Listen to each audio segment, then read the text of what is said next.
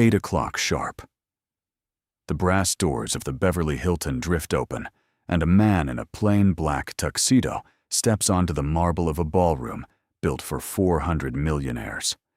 No watch on his wrist, no cufflinks at his sleeves, only a small silver drive in his breast pocket resting against his ribs like a second quieter heartbeat. A ripple of laughter spreads near the champagne tower. That's him, the maintenance guy. A woman in emerald silk lifts her glass toward the cameras. Olivia Carter, who 3 nights ago had leaned across a dinner table and whispered to her friends, "I invited a janitor to the gala. He won't even show." Free press. But Trevor Hayes did show, and the way he crosses the room, slow, unhurried eyes on no one, is not the walk of a man who came to be laughed at. 3 weeks before the gala, Trevor Hayes was on his knees, inside a server closet on the 17th floor of the Lawson Tower, listening to a sound no one else in the building seemed to hear. It was a soft, irregular click somewhere behind the cooling vents, the kind of click a hard drive makes when its firmware can't decide which command to obey first. To most people, it would have meant nothing. To Trevor, it meant that the new building management system the company was about to unveil to the world had a bone-deep flaw, and that flaw was going to break in front of every camera in Los Angeles if no one fixed it. He pulled a small notebook from the chest pocket of his gray maintenance shirt and wrote a single line in neat engineer's handwriting. Sync protocol collapsing above 60% load. Same failure mode as Brightwall, 2019. He underlined Brightwall twice, then closed the notebook. For 4 years, he had not written that word down. 4 years since the morning he walked out of a glass office in Seattle and never went back, leaving behind 7 patents, a team of 40 engineers, and a corner desk with a photograph of his wife on it. 4 years since Sarah's last breath in a hospice room overlooking Lake Union, her hand cooling slowly inside his. He had moved south after the funeral, not for the weather. He moved because Ethan, 10 years old now, 6 back then, had stopped speaking for almost a month after his mother died, and the only place that had a children's program for that kind of grief was a small school in Eagle Rock. So Trevor sold the house, sold the patents back to the company, and rented a 1-bedroom apartment 4 blocks from the school. He took the first job that let him pick his son up at 3 every afternoon. Sarah's mother sold her own house in Tacoma a year later and moved down to a small condo in Glendale because she could not bear to be 2 states away from the only piece of her daughter still walking around in the world. That job happened to be in the maintenance department of Lawson Group. Nobody at Lawson knew his last name belonged on any patent. Nobody needed to know. He swept stairwells. He replaced ballasts and fluorescent fixtures. He listened to elevators the way other men listened to music, and on the days when something inside the building was sick, he was the one who quietly made it well again. That afternoon, he walked the report and a small silver USB drive down to the 7th floor and knocked on the open door of the engineering department. Daniel Brooks, the head of engineering, looked up from his monitor. He was a man in his early 30s who wore his glasses pushed up into his hair like a headband, even when he wasn't using them. He glanced at Trevor's gray shirt. He glanced at the USB. The corner of his mouth lifted. "What's this?" "There's a load failure in the Lawson OS demo build," Trevor said. "It shows up above 60%. I wrote a patch. It's on the drive." Daniel took the USB the way a man takes a stick of gum from a child. He weighed it in his palm. He smiled. "That's very thoughtful. We'll take a look." He opened the top drawer of his desk and dropped the USB inside. He did not write anything down. He did not ask for Trevor's name. He turned back to his screen, and after a moment, Trevor understood he had been dismissed. In the elevator down, Trevor reached into his coat pocket and felt the second USB drive sitting there. He always made 2 of everything. Sarah used to laugh about it. "You'd back up a sunrise if you could," she'd say. He let his hand close around it and rode the elevator to the basement without smiling. Marcus Webb was waiting for him in the maintenance office, Sleeves rolled up a coffee mug the size of a small bucket, cooling on the corner of his desk. He was a heavy-set man in his 50s, with a gray mustache and the patient eyes of someone who had been fixing other people's mistakes for 30 years. He was the head of building services, Trevor's direct supervisor, and as close to a friend as Trevor had at Lawson. "He took it?" Marcus asked. "He took it. Then he dropped it in a drawer like a candy wrapper." Marcus exhaled through his nose. "I told you to let me carry it up there." "It wouldn't have changed anything." "It might have. Trevor, listen to me. I've worked under 3 different engineering chiefs in this building, and Brooks is the worst of them. He doesn't read anything that doesn't have a corner office attached to it." Trevor sat down on the edge of a metal stool and rubbed the back of his neck. "Then it's not my problem anymore. I gave them the patch." Marcus looked at him for a long moment. He was one of the few people in the building who knew in pieces what Trevor had been before Sarah got sick. He had pulled the story out of him slowly over the years, in fragments offered at the end of long shifts. He had never told another soul. "It is your problem," Marcus said quietly. "Because when it breaks, they'll come looking for someone to blame, and the people they blame will be wearing gray shirts." Trevor said nothing. He took the spare USB out of his pocket, looked at it, and put it back. That same afternoon, 2 floors above Daniel's office, Olivia Carter stood at the window of the CEO suite and watched the traffic crawl along Wilshire Boulevard. She was 38 years old, and she had been the chief executive of Lawson Group for exactly 22 months. Every one of those months had been spent trying to make the board forget that her last name was the same as the founders. Her father had built this company out of a garage in Pasadena over 25 years. She had inherited the chair, and the press had not let her hear the end of it. The Wall Street Journal had called her the daughter at the desk 3 quarters in a row. She intended to silence them with Lawson OS.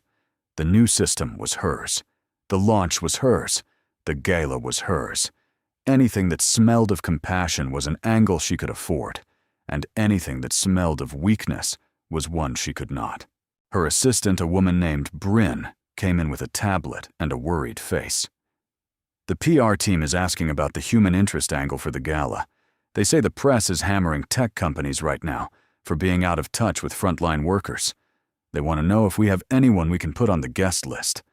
Someone sympathetic." Olivia turned from the window.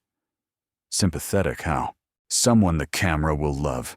A maintenance worker, a janitor, a widow, single parent ideally. The narrative writes itself." "Pull a name from HR," Bryn scrolled. "There's a man in building services. Trevor Hayes, 41. Widower. Raising a 10-year-old son on his own. Wife passed 4 years ago. The supervisors say he's quiet, polite, doesn't complain." "Perfect," Olivia said. "Send him an invitation." The envelope arrived at Trevor's apartment 2 days later, embossed in gold leaf addressed in calligraphy. He stood at the kitchen counter and turned it over in his hands, once, twice, then walked it toward the trash can. A voice stopped him. "What's that?" Ethan was in the doorway in his pajamas, hair stuck up on one side, holding the chapter book he'd been reading in bed. His eyes went to the envelope. "Nothing, buddy, just work." "It's gold. It's just paper, Eth." Ethan crossed the linoleum in his bare feet, took the envelope before Trevor could stop him, and read the front. Then the back. Then the inside, where the calligraphy spelled out the date, and the time, and the location, and his name, Mr. Trevor Hayes, +1. Ethan looked up. "You got invited to a gala. It's not really an invitation, Eth. It's more like they need a name on a list. It says your name. I know it does." The boy held the card against his chest. He did not look like a child who had been told no. He looked like a child who had been told something he refused to believe. "Mom said you were smarter than everyone thought." Trevor felt the kitchen tilt half an inch. "She said that all the time. She said you were too quiet about it." Ethan held the card out. "I want to see you in a tuxedo. I've never seen you in one. You've seen the wedding pictures. That doesn't count. I wasn't there. Ethan tilted his chin up. And Mom looked happy in those pictures because of you, not because of the suit. Trevor looked at his son for a long moment. There was something in the boy's face, not pleading, not stubborn, just certain that he had not seen since before the hospice. He took the card back. "Okay," he said. "Okay, buddy, I'll go." Later that night, after Ethan was asleep, Trevor pulled a garment bag down from the top shelf of the closet. The tuxedo inside was 12 years old. He had worn it exactly once in a courthouse in Tacoma, with Sarah on his arm, in a dress the color of cream. He laid it across the bed and stood looking at it for a while.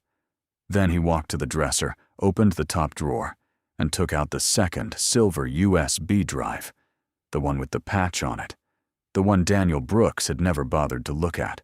He slipped it into the breast pocket of the tuxedo jacket and zipped the garment bag closed. 3 nights before the gala, 2.5 weeks after she had told Bryn to add Trevor's name to the guest list, Olivia Carter sat at a small marble table at a wine bar in Brentwood with 2 friends from business school. The Cabernet had been very good. The first friend was halfway through a story about a hedge fund manager when Olivia leaned forward and laughed so hard she had to set down her glass. "You'll love this one. I invited a janitor to my gala." The second friend choked on her wine. "You did what?" "He won't show," Olivia said, still smiling. "They never do. They take one look at the dress code and they panic. All I need is his name on the list. The Times can print it next to mine. Free press. Free conscience." The first friend lifted her glass. "To free conscience." Olivia smiled and clinked. Neither of them noticed the small black hemisphere of the security camera above the bar, recording every word. He was not going for Olivia Carter. He was not going to be photographed for the Los Angeles Times. He was going because his son wanted to see him in a tuxedo, and because somewhere on the 17th floor of the Lawson Tower, a sync protocol was waiting to fail in front of 400 millionaires, and Trevor Hayes was, whether anyone in that ballroom knew it or not, the only man in the city who could stop it.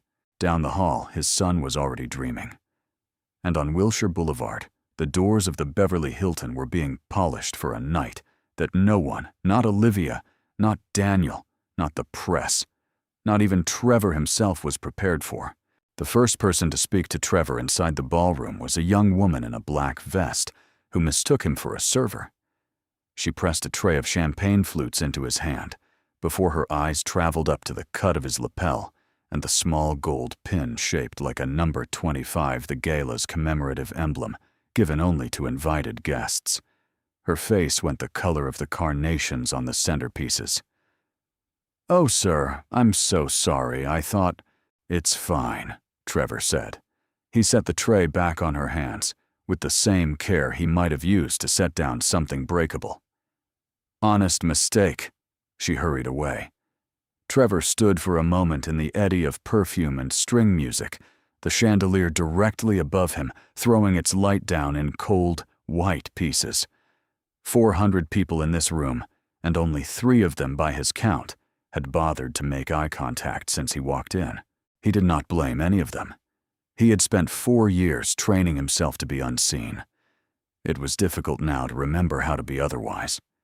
Near the Champagne Tower, Daniel Brooks was holding court with 2 younger engineers and a woman from the legal department. He saw Trevor across the floor and lifted his glass in a slow, theatrical salute. "Look who came," Daniel said, loud enough to carry. "The maintenance department sent a delegate. I hope nobody breaks a toilet tonight."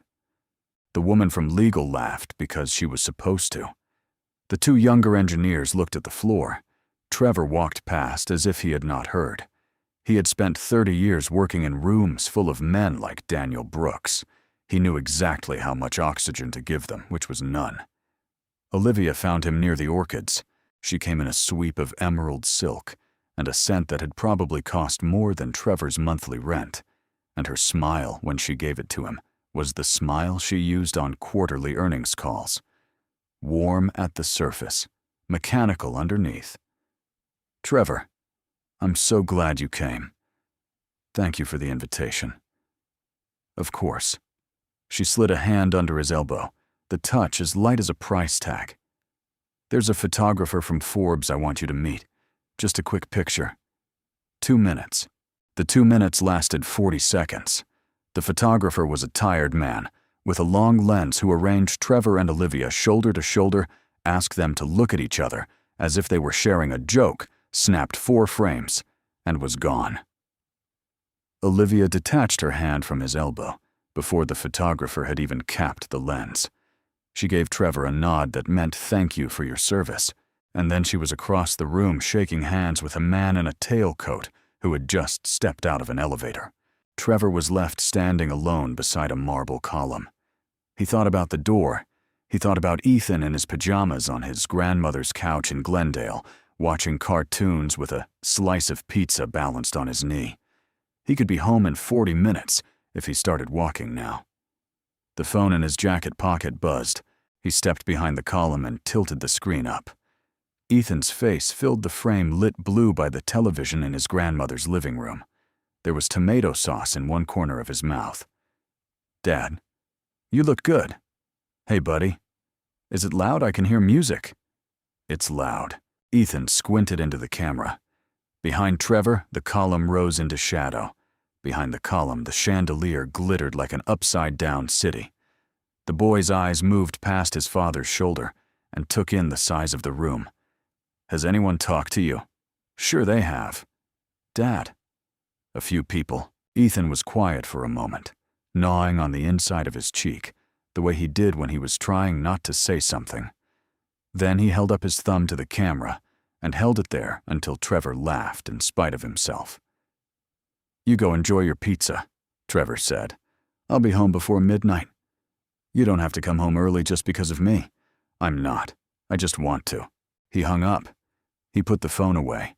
He looked at the door again, and then, instead of walking toward it, he turned toward the long red curtain at the far end of the ballroom, behind which he knew from 3 weeks of building maps was the staging area for the Lawsonus demonstration.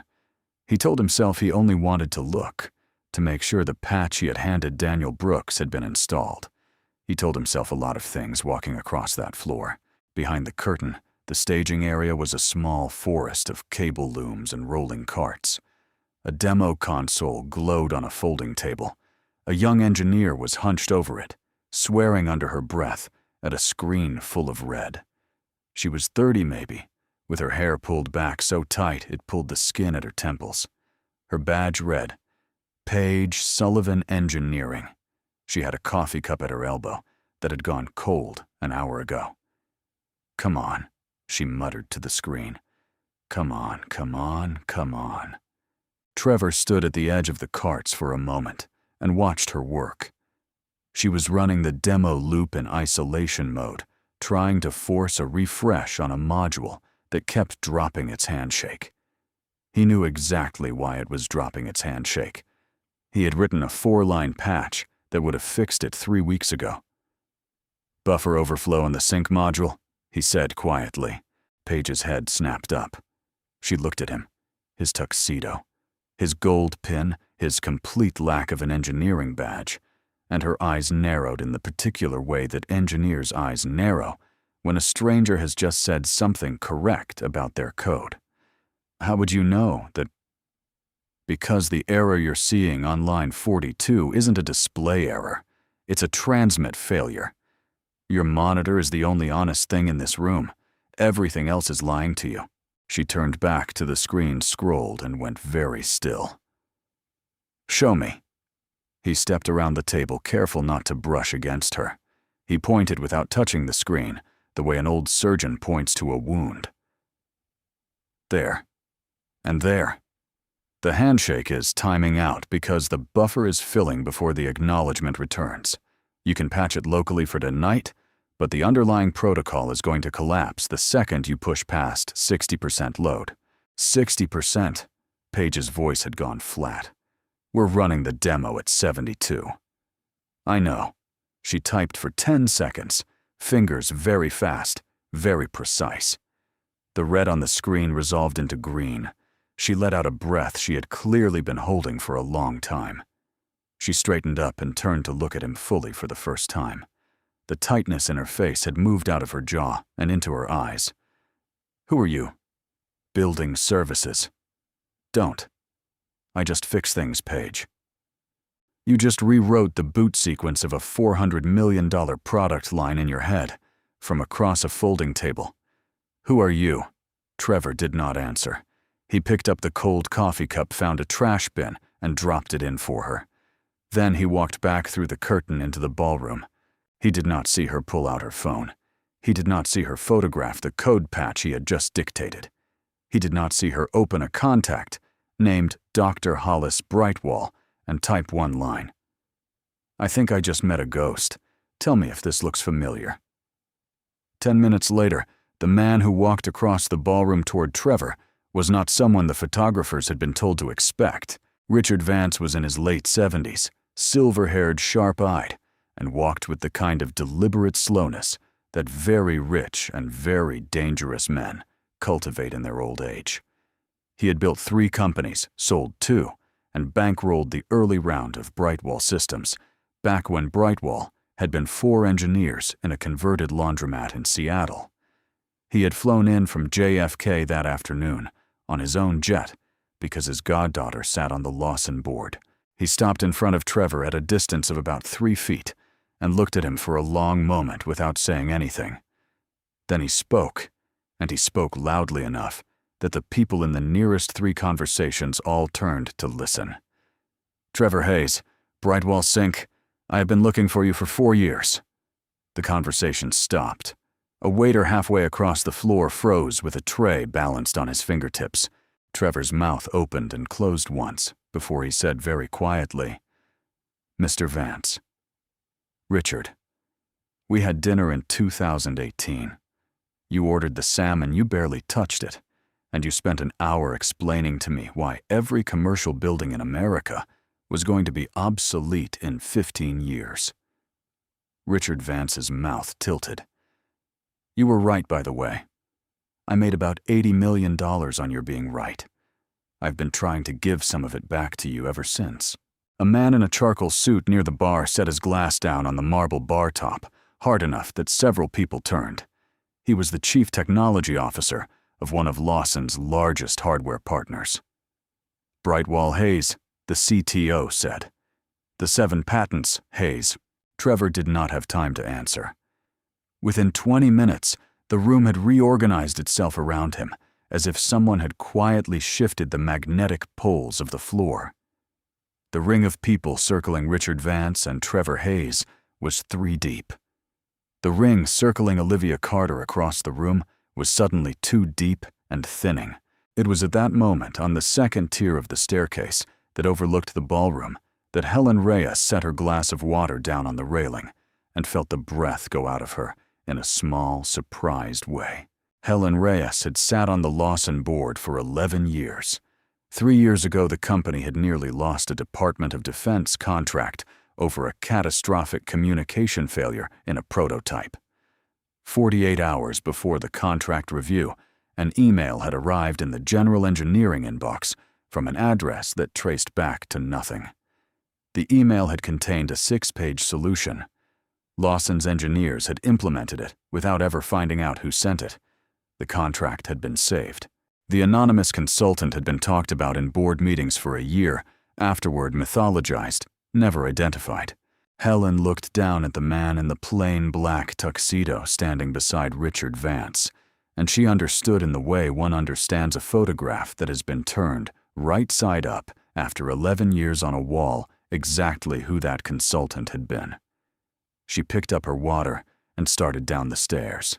Olivia had been watching the floor reshape itself from the corner of her eye, and she did not need 11 years on a board to read what was happening. She caught Bryn by the elbow as her assistant passed. "Find me a quiet room, 5 minutes, and bring whoever the reporter from Vanity Fair is, the one with the bob.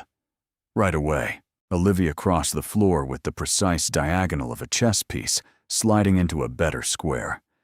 She arrived at Trevor's side with a fresh smile and a fresh glass of champagne for him. "Trevor, I was just hoping to steal you for a moment. We have some things to talk about, you and I." She steered him gently away from Richard Vance, with a hand at the small of his back. Richard let her, but Trevor caught the old man's eye over his own shoulder, and Richard Vance's expression in the half-second their gaze held was the expression of a man who has just placed a bet and is now content to watch the dice roll. The quiet room was a small antechamber off the main hall, papered in dark green. Olivia closed the door behind them. "I owe you an apology," she said. "For what?" "For not knowing who you were.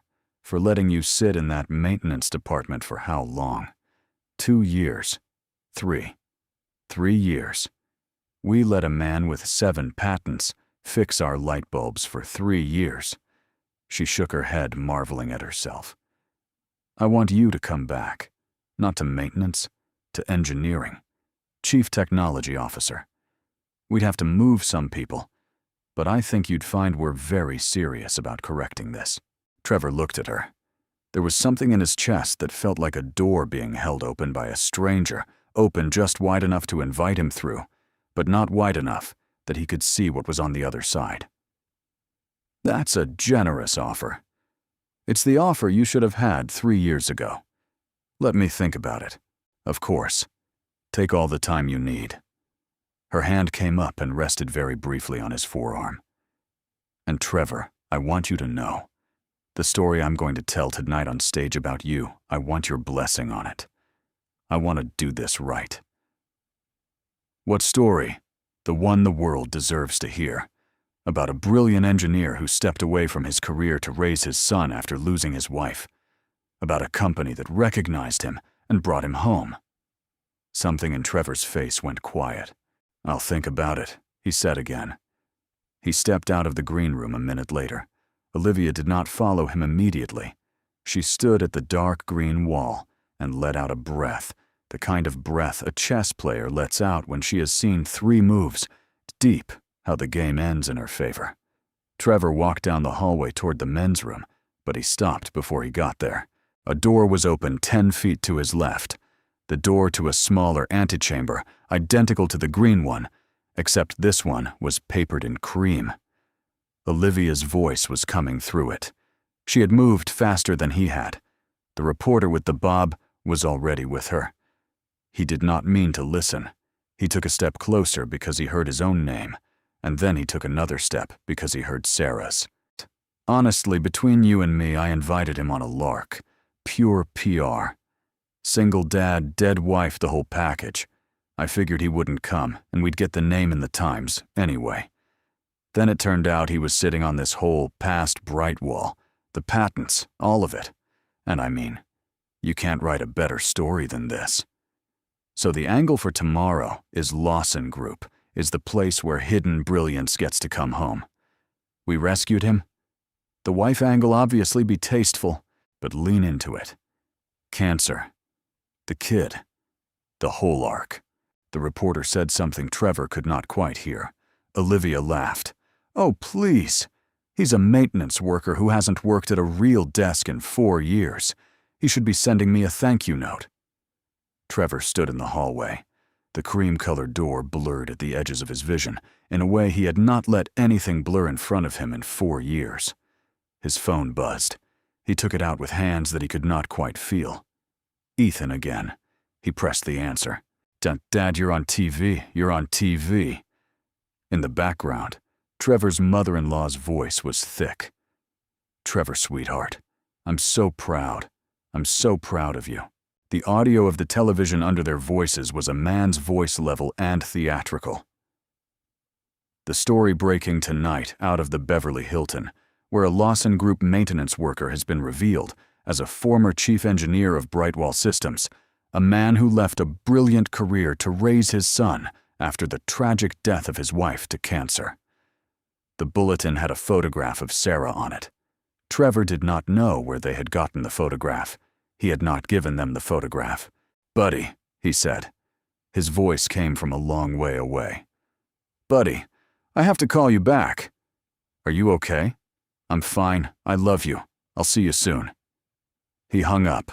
He stood in the cream-papered hallway for another 10 seconds, and then he turned and walked down it away from the ballroom toward the service stairs at the back of the hotel that he had walked through 3 weeks ago on his initial site inspection. He went down those stairs 2 at a time. He went out through a side door into the warm Los Angeles night into the parking lot where his 10-year-old sedan was waiting between a Bentley and a Tesla. He got in. He shut the door. He sat behind the wheel for a moment, with his hands on the steering wheel and his forehead nearly touching the rim of it. Then he turned the key. Behind him on the 17th floor of an office tower 3 miles east, a sync protocol was getting ready to fail. In front of him, the lights of Wilshire Boulevard were yellow and warm. And inside the ballroom, in a green-papered room and a cream-papered room and a hall full of orchids, no one had any idea that the only man who could save the next 40 minutes of their lives had just put a car into reverse. He had not yet pulled out of the parking space. The engine of the old sedan idled, the way old engines do, a low and patient sound, and Trevor sat with both hands on the wheel and his eyes on the rearview mirror, where the back of the Beverly Hilton rose against the night, like a lit ship he had already begun to sail away from. He could see Ethan in his head, as clearly as if the boy were in the passenger seat. The tomato sauce at the corner of the mouth, the thumb held up to the camera. 20 miles between this parking lot and that couch. He shifted into reverse. He did not press the gas. He sat for another second, looking at the dashboard where a photograph of Ethan in a Dodgers cap was held in place by a strip of clear tape that had yellowed at the edges. Beside it, taped down by the same impatient hand, was a piece of lined notebook paper folded once. He did not unfold it. He did not need to. He knew what was written on it in blocky pencil. "Dad is my superhero." There was a stick figure beside the letters, tall and square-shouldered, holding the smaller stick figure's hand. Trevor closed his eyes. He did not move. 8:45. Inside the ballroom, Olivia walked up the 4 steps to the stage with a microphone already in her hand, and the careful smile of a woman who had not yet been told the ground was about to open under her shoes. She thanked the room. She thanked the press. She raised one arm and gave the cue for the demonstration to begin. Backstage, Daniel Brooks pressed a single key on a console he had not personally configured. For 7 seconds, the ballroom of the Beverly Hilton was the most beautiful thing in Los Angeles. The chandeliers dimmed in a long, slow sweep. A wall of synchronized LED panels along the eastern side of the room bloomed into a moving image of the Lawson Tower, 3 miles east, lit floor by floor by floor, in time with the orchestral music. The audience drew a single soft sound of admiration that traveled the room in a wave. On the 8th second, the load on the demo console crossed 60%. A chandelier at the back of the room cut out completely. Then the one beside it. Then the LED wall, which had been showing the Lawson Tower in stately bloom, froze on a single frame, and then began to flicker through a sequence of red error codes, faster than any human eye could read. The orchestral music ran 2 seconds ahead of itself, then doubled back on itself, then collapsed into a high whining feedback note out of every speaker in the room at once. 400 people put their hands over their ears. Daniel Brooks was already typing. His face had gone the color of paper. He typed for 9 seconds without looking up. Nothing he did made anything better. He remembered with the cold, particular clarity that men remember things in nightmares, the small silver USB drive he had dropped into the top drawer of his desk 3 weeks ago without bothering to read its label. The desk was on the 7th floor of an office building 3 miles east of where he was now standing. He could not get to it in 30 minutes. He could not get to it in 15. Olivia stood on the stage with the microphone in her hand. She did not move. She had the look of a woman watching a glass tip slowly off the edge of a table, knowing perfectly well that she was not going to catch it. In the front row, Helen Reyes lifted her chin and said one sentence, not loudly, but clearly enough that the people in 3 rows around her heard it. "Call Trevor back." Olivia stepped off the stage with the microphone still in her hand. She handed it to a stagehand without looking at him. She walked, then ran, with the heel of her left shoe held in her hand, because she had broken it on the second step. In the parking lot, Trevor's phone rang on the passenger seat. He did not look at it. It rang a second time, a third. By the fourth ring, footsteps were coming across the asphalt, quick at first, then slowing. Olivia stopped 6 feet from the car, breathing hard, the broken shoe still in her hand, her hair coming down on one side, her lipstick smudged at the corner from where she had pressed her own knuckle against her mouth at some point during the last 4 minutes. She did not knock. She stood on the asphalt and looked at him through the windshield. Trevor lowered the window. She came forward, then slowly. She did not say what she had walked out here to say. Whatever speech she had been composing on the staircase down had stopped in her throat the moment her eyes had moved past Trevor's shoulder and landed on the dashboard. She looked at the photograph of the boy in the Dodgers cap. She looked at the piece of lined notebook paper and the stick figure that was holding the smaller stick figure's hand. She read the 4 words above the drawing without meaning to.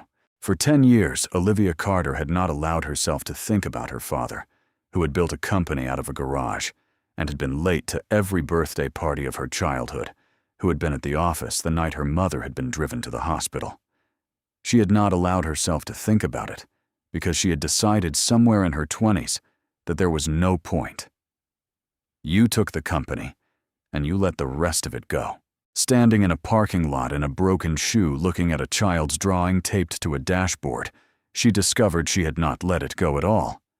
She had only stopped noticing it.